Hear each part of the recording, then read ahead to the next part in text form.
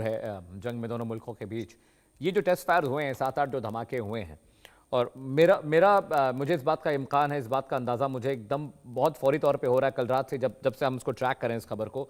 मुझे लगता है आने वाला जो एक हफ्ता है ईरान के लिए बहुत मुश्किल वाला होने वाला है, क्योंकि डिप्लोमेटिक प्रेशर भी रहेगा, हमले भी होंगे, ऑपरेशन भी चलेगा, और न्यूक्लियर साइट अभी मैं एक मैप स्टडी कर रहा था सर, तो जितने भी एक्सपेक्टेड इलाके हैं ईरान के, तेहरान के, अफसान के, जहां पर उनको लगता है कि न्यूक्लियर फैसिलिटीज हो सकती है, अमेरिका उनको ऑलरेडी टारगेट कर कर बैठा हुआ है। वो सिर्फ सही वक्त का इंतजार कर रहा है। और खबर तो ये भी आई है कि सऊदी अरेबिया के ग्रीन सिग्नल के बाद हमला होगा।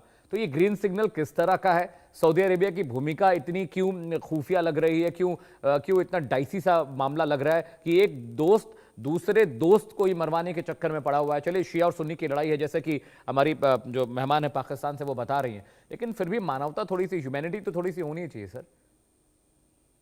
जी, मैं कुछ हद तक आपकी बात से सहमत हूं, लेकिन पूरी तरह से नहीं। मैं सर, कारण बताता हूं। सर, जब 12 दिन का युद्ध हुआ था और अमेरिका ने ईरान के न्यूक्लियर साइट्स पर अटैक किया था, और प्रेसिडेंट ट्रंप ने बहुत मोटे मोटे शब्दों में कहा था, जी बर्बाद कर दिया, डिस्ट्रॉय कर दिया हमने। क्या 25 हुआ जून उस वक्त? 2025 सर, जून 25 की 2025। बात हाँ, कर रहा हूँ, हाँ, जुलाई, हाँ, जुलाई जून, अगस्त 25 में, जब ये जून। 12 दिन का युद्ध हुआ था, इजराइल ने अटैक किया, अमेरिका ने पूरी ताकत झोंक दी, बी बॉम्बर B-52 लगा दिए, और उन्होंने ऐलान किया ये सब कुछ मार दिया।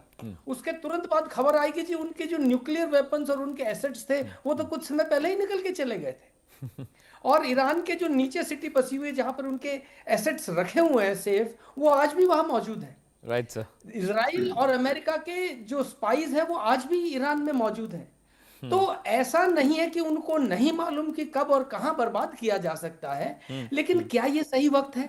क्या अगले 7 दिन क्रूशल है? इसको अभी कहा नहीं जा सकता। It will be too early to predict. Actually make deduction. Right, right, अभी राइट, देखने वाली बात यह है कि डॉलर किधर जा रहा है। देखने वाली बात है कि स्ट्रेट ऑफ हॉर्मुज के अंदर जो आपने बताया हातमी साहब है, IRGC है, इनकी नेवल एक्सरसाइज होने वाली है 5 दिन की। 25% तेल यहाँ का स्ट्रेट ऑफ हॉर्मुज से निकलता है। एग्जैक्टली। पूरा का पूरा तेल का व्यापार इस इलाके के अंदर है। सऊदी अरेबिया, कतार, तुर्की, ये सब मिलकर के नाटो जैसा एक संगठन बनाने की बात कर रहे हैं।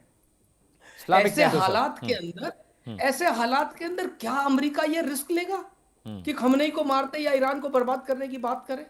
दबाव चाहे जितना बना ले, डिप्लोमेटिक प्रेशर बना ले, जैसा सिंघल साहब बोल रहे थे कि it is a diplomatic war, we have to understand, मंत्र युद्ध चल रहा है। इस मंत्र युद्ध कब प्रकाश युद्ध में प्रकट होगा, इसमें बहुत वक्त लगेगा। इसमें गूढ़ और कूट युद्ध शामिल है। और इस पूरे झमेले के अंदर जो जो जो मैं समझता हूं कि ट्रंप अपनी ताकत को लास्ट मिनट तक संभाल के रखेंगे, हर कोशिश करेंगे कि किसी न किसी तरीके से वो ईरान को मना लें, डिप्लोमेटिक एफर्ट से बात बन जाए, और किसी तरीके से वो ईरान के ऑयल इकोनॉमी को तबाह कर दें, तो ईरान अपने आप तबाह हो जाएगा। दूसरा है रिजीम चेंज। अगर वो कर पाते हैं तो अपने आप ईरान बर्बाद हो गया, उसको मारने की कहां जरूरत है। विध्वंस ही एक तरीका नहीं है किसी भी देश को बर्बाद करने का। विध्वंस के अलावा और बहुत साम दाम और भेद अवेलेबल हैं जिसको अप्लाई करके किया जा सकता है। और तीसरा जो मोटा मुद्दा मैं समझता हूं कि ईरान का जो प्रॉक्सी वॉर के जो एलिमेंट्स हैं, लेबनान में है, हमास के रूप में इजराइल के खिलाफ है, यमन के अंदर हुतीज हैं, ये बहुत बड़ा इस पूरे इलाके के लिए नासूर हैं। इसको दूर करना जरूरी है। और इसके बाद आता है शिया सुन्नी और इन सब की आपसी लड़ाई। जब तक बाहर का मसला है तो शिया और सुन्नी दोनों शामिल हैं, जब आपसी मसला है तो दोनों लड़ेंगे। तो इस तरह से मैं समझता हूं कि इतना पेचीदा मामला है जिसमें तुरंत ट्रंप हमला नहीं करेगा। इस पूरे प्रकरण को इस तरह से सॉल्व करना चाहेगा कि सांप भी मरे और लाठी भी ना टूटे। ठीक है सुशील जी, मुझे एक बात बताइए, अगर जो जो नैरेटिव ब्रिगेडियर साहब बता रहे हैं और बाकी मेहमान बता रहे हैं, अगर यही सब करना था तो डिप्लोमेटिक चैनल तो अमेरिका के लिए हमेशा खोला हुआ था। वो चाहते तो खाड़ी देशों के साथ मिलकर, Jordan, Qatar, Lebanon, Saudi Arabia के साथ मिलकर ईरान से कम्युनिकेशन कर सकते थे। ईरान भी चाहता तो डिप्लोमेटिक कम्युनिकेशन के जरिए अमेरिका के साथ बात कर सकता था, क्योंकि जब बराक ओबामा साहब राष्ट्रपति थे, बहुत सारे सैंक्शन ईरान पे से हटे थे, थोड़ी राहत ईरान को मिली थी। तो वो प्रैक्टिस तो दोबारा भी हो सकती थी सर। फिर इतना वॉरशिप डिप्लॉय करना, दुनिया भर के नैरेटिव बनाना, हजारों करोड़ों अरबों डॉलर का तेल फूंक देना, साउथ चाइना सी से आपका वॉरशिप फारस की खाड़ी में जा रहा है, आपके डिस्ट्रॉयर्स वहां पर जा रहे हैं, आपका जॉर्ज डब्ल्यू बुश नाम का एक और वॉरशिप है जो पनडुब्बी आप वहां पर डिप्लॉय कर चुके हैं, एक वॉरशिप और भेज रहे हैं। तो इतना हो हल्ला, इतना क्यों क्रिएट करना यूफोरिया वहां पर?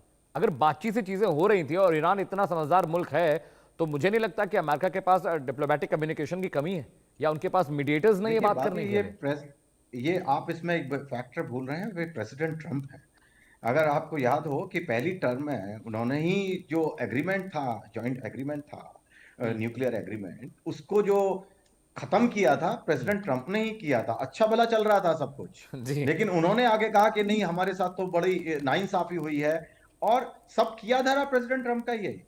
और प्रेसिडेंट ट्रम्प जो है डिप्लोमेसी बाद में लाते हैं, पहले ताकत दिखाते हैं, क्योंकि हर एक को पहले वो डराना चाहते हैं। उनकी जो तरीका है वो काम करने का, वो ये है कि पहले पूरी जो है जो ब्रिंक तक ले आओ चीज को, और उसके बाद में जो है फिर बातचीत करो। चाहे वो टैरिफ की डिप्लोमेसी हो उनकी, या ये इस तरह की वार डिप्लोमेसी हो, लेकिन ब्रिंक पर आकर के रुक जाते हैं उनके, क्योंकि उनका जो बेस है, हम जब एक तो पहली बात तो नवंबर में इलेक्शन है, और प्रेसिडेंट ट्रम्प को अपना ताकत भी दिखानी है, और उसके पर्पज उनके सर्व हो रहे हैं या नहीं, ये उसका उनका मतलब नहीं है। वेरी अनफॉर्चुनेट उनके साथ में, जैसा कि अभी बात कर रहे थे ब्रिगेडियर साहब, कि जून जुलाई में उन्होंने एक बीएम बॉम्बर भेजे वहां से, इतना समय लगा करके एक उन्होंने अटैक किया और कह दिया कि हमने सब कुछ डिस्ट्रॉय कर दिया है, जबकि सबको मालूम था उस वक्त भी कि भाई कुछ नहीं हुआ है।